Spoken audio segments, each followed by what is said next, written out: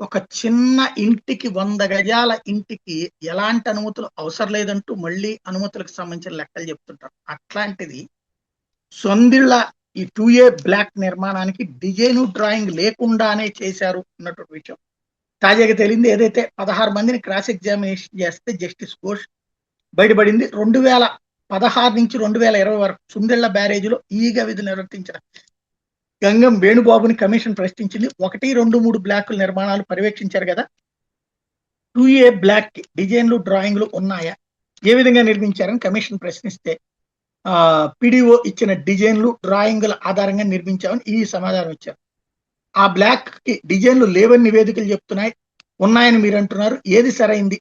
తప్పుడు అఫిడవిట్ తో కమిషన్ తప్పుదోవ పట్టించాలనుకుంటున్నారా అని జస్టిస్ ఘోష్ అడిగేటప్పటికి అఫిడవిట్ లో డిజైన్స్ అప్రూవల్ అని రాశారు. కోర్టులో అబద్ధం చెబితే ఉద్దేశపూర్వక నేరం చేసినట్టు అవుతుంది. క్రిమినల్ కోర్టులో అయితే శిక్ష పడుతుంది. ఎప్పటికైనా స్పష్టంగా వివరాలు చెప్పండి అని కమిషన్ అడిగింది. తనకు అంతగా గుర్తు లేదని చెప్పిన ఈ 2A బ్లాక్ నిర్మాణాన్ని పక్క నిర్మాణం మాదిరి చేపట్టాలని పై స్థాయి అధికారులు చెప్పడంతో అనుసరించినట్టు చెప్పారు.